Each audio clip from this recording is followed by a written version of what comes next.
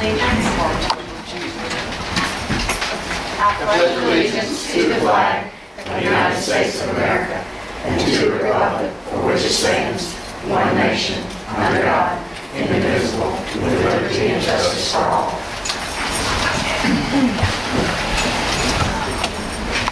Welcome. How are you doing? Let's see here.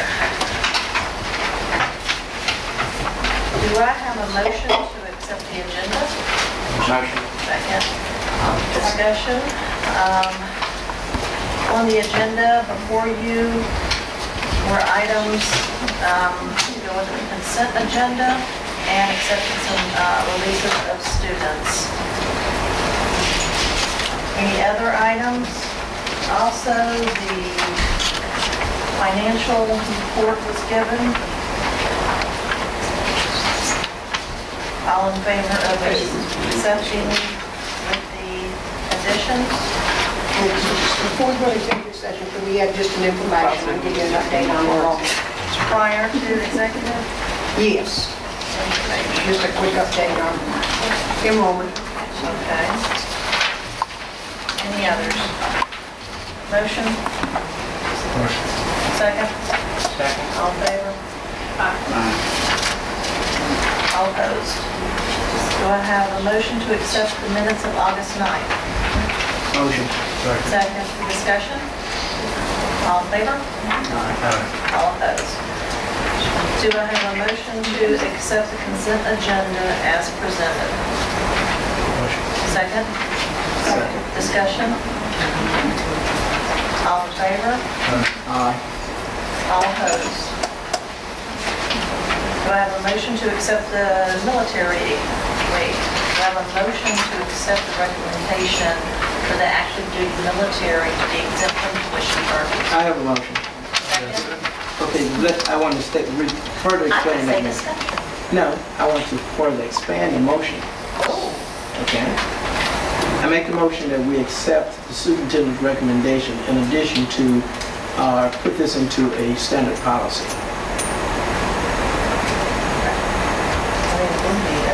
No, this is not a policy, this is a statement. Yeah, we put it policy so we don't have to accept this every time. Right. Okay. Now give me a second here. Well, actually, you should have a substitute motion. Okay. This is the motion. That's a recommendation. That was not a motion, that's a recommendation. I made the motion. All right, I'll second his substitute motion. Call it what you want. The superintendent doesn't make motions, she Okay. makes recommendations. All in favor? All opposed? All right, do I have a Now, motion? this is policy change now, so we need to make, It's a new policy. There'll be a new policy. You don't have to sit on the desk for 30 days, huh? No, the policy No, has to the be written. policy's already there. I know We're just adding- modifying the policy. Modify the policy or write the policy, depending on which way it's in place. For clarification, I can accept students at this time, because Mr. Ford had some, I think that was contacting him, but I'll come back at the next meeting with a policy that can sit and then Okay. become official, if that's okay. All right, do I have a motion to accept the tuition students? motion. That's clarity. Second. Discussion? All in favor? All opposed? Unless James wants to change something on it. Do I have a motion? I'm in a good mood tonight, Fred, so No I'll ruling. just get away with that. No ruling. Okay? Do I have a motion to accept the recommendations for acceptances and releases? Motion. Second. Second. Discussion? All in favor? All opposed? Do I have a motion to accept the nursing agreement with Miss Gulf Coast College? Motion. Second? Second. Discussion? All in favor? All opposed? Do I have a motion to accept the personnel recommendation? Motion. Motion seconded. Discussion? Let me see, I'll make sure I have this one right. And for clarification, On number 2, what does that, clarify that? That's the one I want to. okay, we have one route that last year we added a student, and we had a route that we had so much trouble with behavior on the bus. It's a K-3 bus. And so we added a high school senior that we paid $8 a route to act as a monitor so that the driver can drive. And it's a bus that's pretty full. And we just want to do it again this year. This is the senior that wants to do that as So that is a K-3 route. That was my concern. Was Yes, switch. it's a K-3 route, morning and afternoon. Okay. Different senior? It's a different child from last year, yes.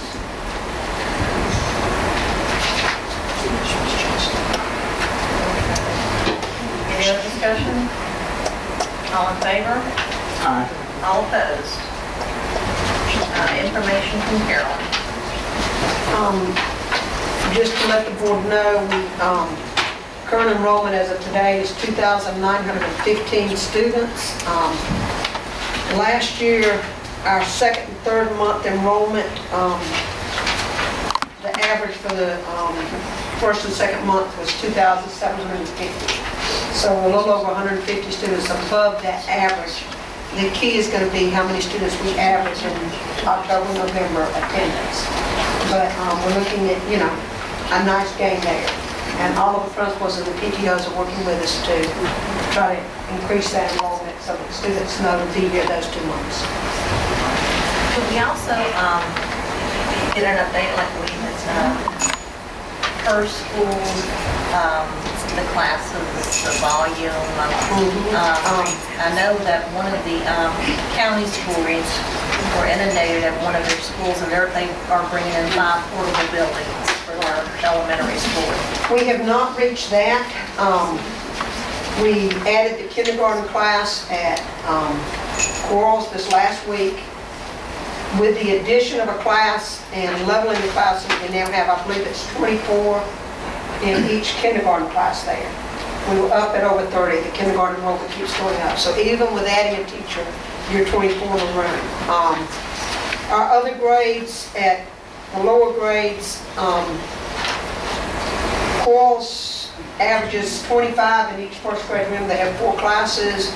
Reed's first grade is between 24 and 25. They have 3 with 25, 2 with 24. Second grade at Quarles is full. 3 of the classrooms have 27, 1 has 26. 1 more student can enroll there at Quarles, and then anybody else enrolled would be transferred to Reed's. Reed's does have room. They're averaging 20, 21 in a classroom. They have 5 teachers. We've had about a 70 student increase we've increased by about 70 students at Quarles this year. Third grade at Quarles is, they have 5 teachers. That's where we have a class size reduction teacher. We average 21 in the class. And at Reed's, we've got 114 in the classes there in third grade. Average between 22 and 23 in a row. Little growth in those areas. So we have room for growth. At each school, the second grade at Quarles is high, but we have room to grow at Reed's. And the kindergarten, we didn't have room to grow there. So, because we've got so many there. At McCon, you are at, 4th grade is averaging probably 24 in a class. Looks like 5th grade is 23, 24, and then 6th grade is a large class, and you've got 1 classroom with 26 and the others with 28 and 29. None of them are 30. They can go to 30. So They can? in 5th and 6th grade, you can have 30 in a classroom. That's happening all over the country, whether you like it or not. So they're okay there. 7th and 8th grades up to 479. That's an increase of probably about 40 students from last year, I believe. And so that's good. And high school right now is about where they were last year at the beginning of the year. They're at 879. It's a little down from the end of the year, but it's about where they started last year. We usually will continue to have increases through the first week of September. We are still registering just about daily. So we'll see what, where we come back. Some people from other parts of the country will move in here and start after Labor Day. So you are at 81 tuition, 73 military.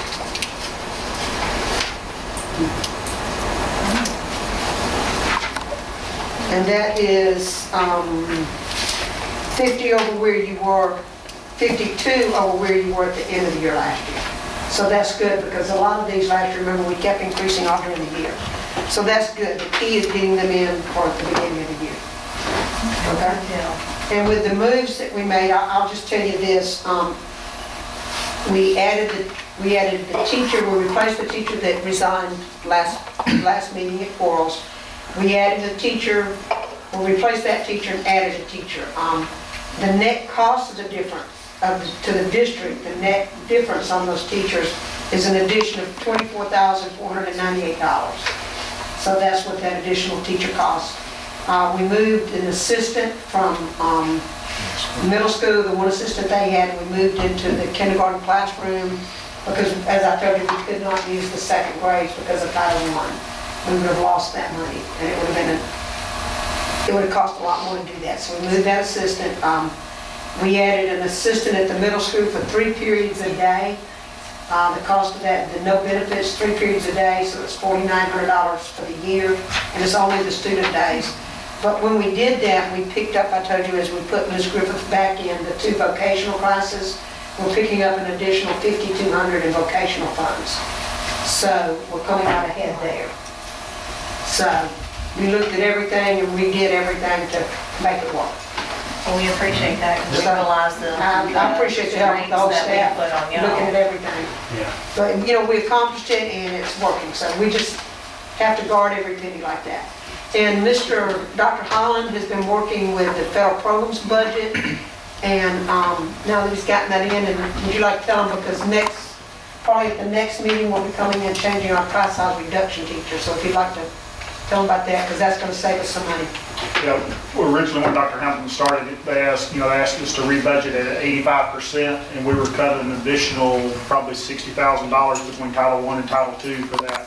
But we've put everything in. I'm finalizing the budget on it right now. We've moved a couple of class size reduction teachers around to be able to finish up our contract with the 2 consultants, or the consultant service with Dr. Lowry and Dr. Smith. But now where you move the federal program teachers, we're going to save, it looks like, what, about $15,000 to the district, right? Yeah.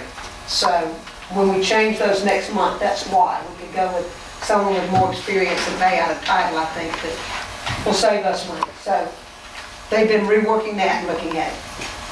How was the money?